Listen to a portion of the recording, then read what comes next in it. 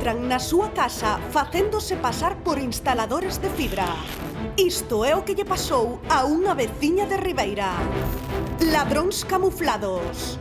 Hoxe, no termómetro. 12:15 do mediodía, seguimos aquí en directo no termómetro. Ollo efectivamente con esa xente que timbra na nosa casa porque queren revisarnos o gas, arranxarnos a wifi e non o chamamos previamente. Miren o que lle pasou a unha veciña de Aguiño coa que te atopas, Andrea. Atópome en casa de María, aquí en Aguiño, onde dúas persoas entraronlle na casa aproveitándose de que estaba o seu pai, unha persoa maior. Contanos, María, que foi o que aconteceu? Bueno, o que aconteceu, pois mira, foi un día pola mañán, sobre as 10:15, e timbraron. Meu pai abreu a porta e dixeronlle que era da fibra do teléfono. Claro, e como o teléfono de abaixo estaba estropeado, el confiouse e abreu. E oía meu pai falar con alguén e dixo, e quen será? Claro, abro a porta da habitación e encontrome con dous homes, con meu pai, e pregúntolle, e quenes son estes? E dime el, son da fibra do teléfono. Eu non chamei a ninguén, o sea que baixando. Chegaron abaixo e eu pregunteille, mira, ademais, por que estades aquí? E dinme, non, é a casa de Francisca, non me acordo os apellidos. E digo, non, aquí non hai ningunha Francisca. E facedes o favor e marchade.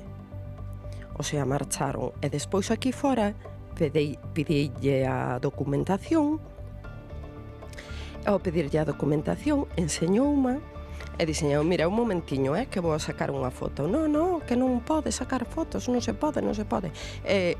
O caso que os dous forzajeando ca tarjeta hacia min.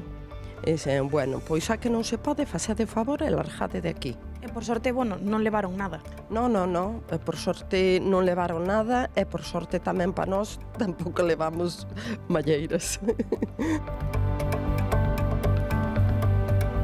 12:18 minutos, que valentía, que valentía desa veciña, que damos as grazas por contarnos o seu testimonio. Imaxinos o susto, atoparse esos dous homes co teu pai, que entraron na casa con esa, esa excusa. Bernardo, para poder blindarnos de algún xeito, que temos que ter en conta se alguén timbra como lle pasou a ela na casa porque queren arranxarnos algo?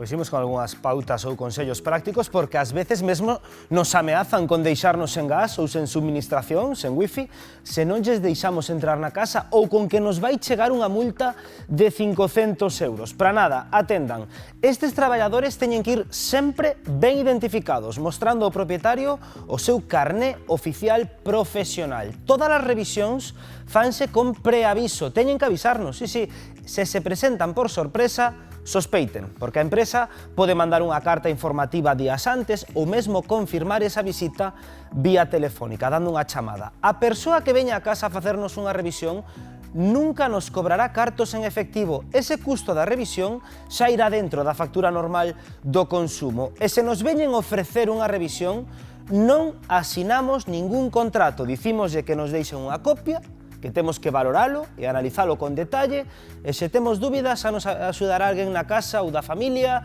ou un veciño ou un amigo mesmo. Así que se nos chaman a porta dicindo que son técnicos autorizados e nós non sabíamos nada, mellor sospeitar. En caso de dúbida, non deixamos entrar a ninguén.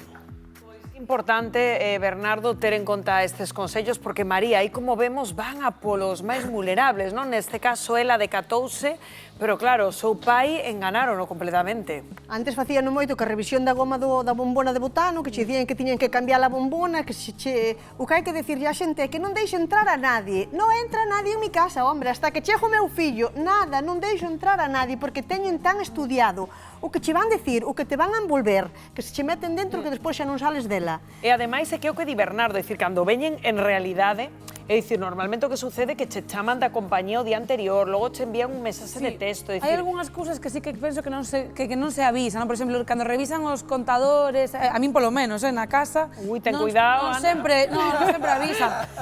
É certo que, claro, que o que dicía María, que abusan da xente máis vulnerable, neste caso, non facilitar ningún dato, porque xa maiores queren facer algún tipo de cobro, se piden datos de tarxetas e demais, sí que non dar ningún tipo de dato. Sí, pero isto que Diana, por exemplo, en moitas comunidades seguro que siguen facendo isto da lectura da auga, Sí, pero eso- que che van os... Non, é que veño a ler o contador da auga. Pero xa vai no Claro, pasillo, nos non entra na nos túa vivienda. edificios novos, pero Nas casas deles tamén pasa.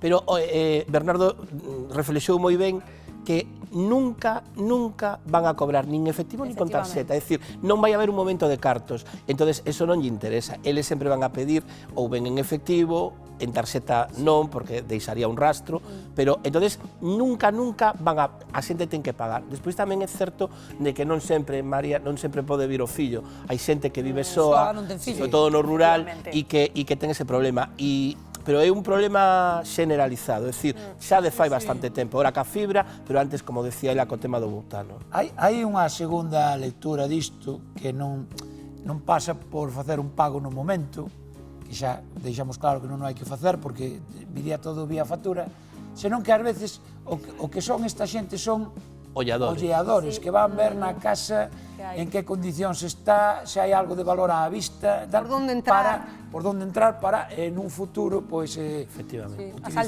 saben perfectamente onde ir, e María, neste caso, que a mí chamoume moito a atención, a valentía da filla, Sí. Porque enfrentouse directamente. Iso é unha pesadilla, a dous homes. pesadilla encontrarte dous tipos no salón da túa casa con teu pai e enfrentarse, bueno, moito valor, porque te podes bloquear. Si, o de sacar a foto que dicía ela tamén moi ben feito. Moi ben, enfrentarse a eles, pedirles valiente, esa documentación e evitar así pois ese calote. 12:22 minutos, falamos agora de